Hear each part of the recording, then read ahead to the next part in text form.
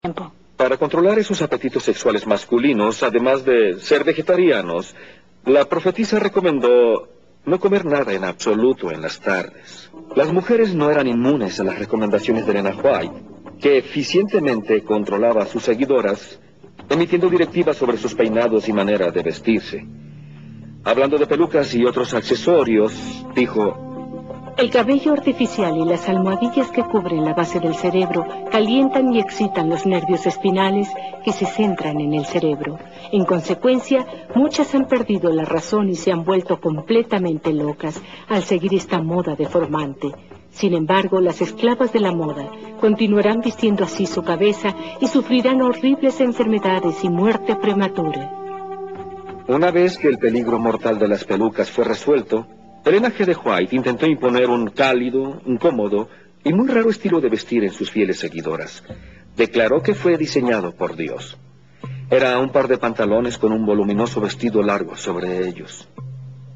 Ahora Dios haría que su pueblo adoptara el vestido de la Reforma, no solo para distinguirlos del mundo como su pueblo particular, sino porque una reforma en el vestir es esencial para la salud física y mental. Las fieles hermanas se esforzaron con el estorboso vestido hasta que Elena de White dejó de usarlo en silencio después de unos años, sin ofrecer más explicaciones. Cuando algunas celosas mujeres intentaron restaurar el uso del vestido, pensando que era la voluntad de Dios, Elena White las censuró.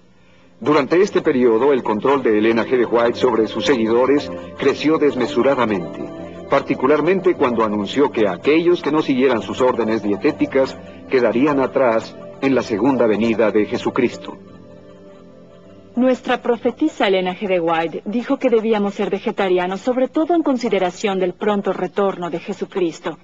Porque si no éramos vegetarianos, cuando Jesús viniera, no iríamos para acompañarlo cuando viniera a reunir a su pueblo. Dios no puede querer. Mark Martin actualmente es pastor de la iglesia Calvary Community Church en Phoenix, Arizona. Él fue un pastor adventista del séptimo día y renunció después de ser forzado por las autoridades adventistas a elegir entre las enseñanzas de Elena G. de White y la Biblia. Elena G. de White enfatizó el guardar la letra de la ley junto con muchas reglas adicionales para entrar en el camino a la salvación.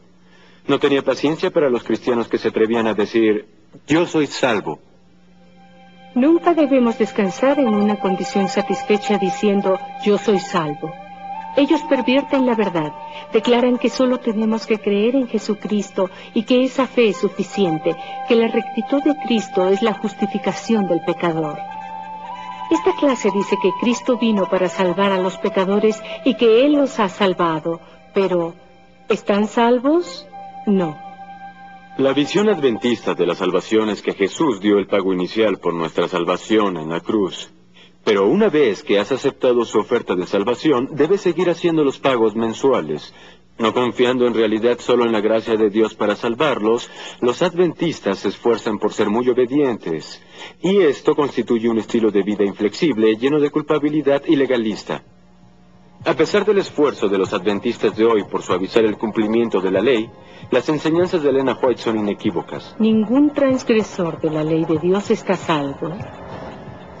Pero la Biblia enseña que estamos bajo un nuevo pacto y el antiguo pacto es obsoleto. Cristo es el final de la ley. El Nuevo Testamento enseña que la ley fue dada por Dios para ser nuestro tutor o maestro y nos lleva a Cristo. Veamos qué dice Gálatas 3:25 ahora. Dice: ya no estamos bajo ayo.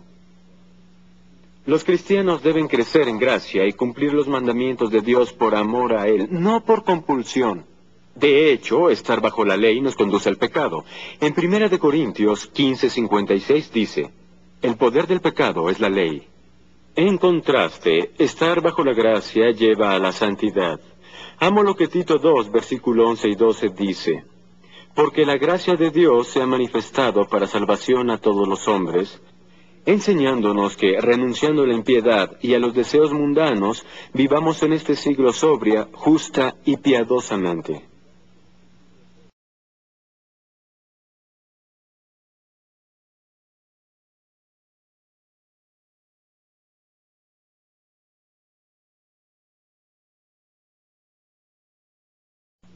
La salvación por gracia, por medio de la fe, es el corazón del Evangelio, pero la doctrina adventista del juicio investigador de 1844 matiza todas sus principales doctrinas.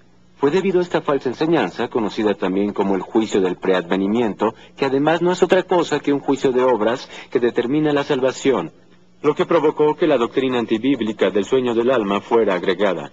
Obviamente no puede haber creyentes que vayan al cielo al fallecer antes de que sus vidas sean supuestamente juzgadas. ¿Qué pasaría si no fueran lo suficientemente buenos? Deberían salir del cielo, ¿cierto? Los adventistas enseñan que cuando una persona muere, se queda en la tumba, en la inexistencia.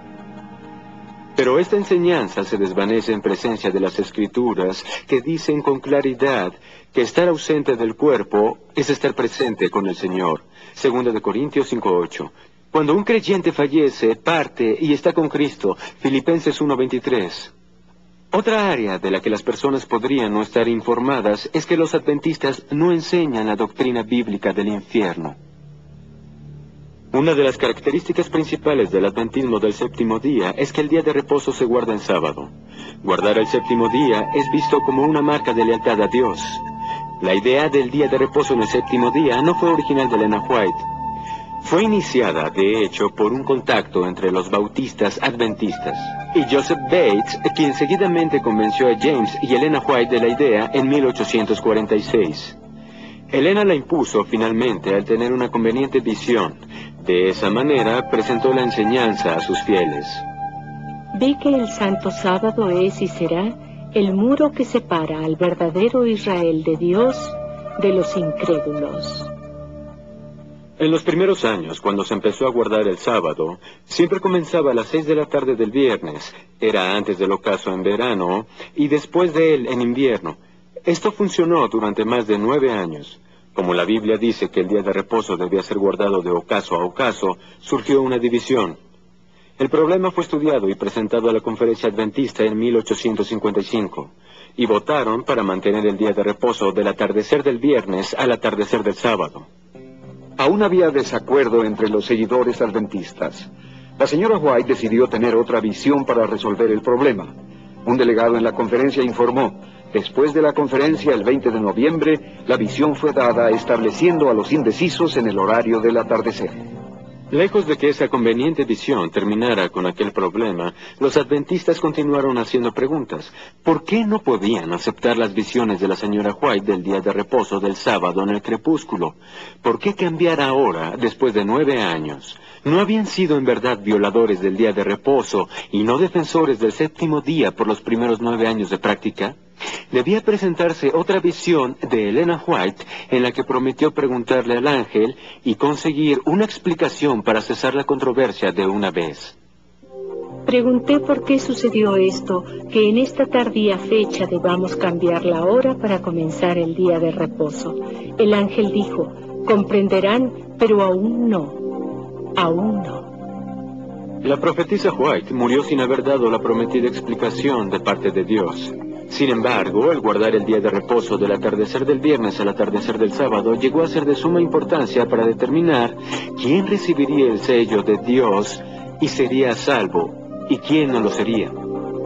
El sábado será la gran piedra de toque de la lealtad. Cuando esta piedra de toque le sea aplicada finalmente a los hombres, entonces se trazará la línea de demarcación entre los que sirven a Dios y los que no le sirven. La observancia del verdadero día de reposo sábado es una evidencia de lealtad. Una clase de personas recibe la marca de la bestia, la otra, por haber escogido el signo de obediencia a la autoridad,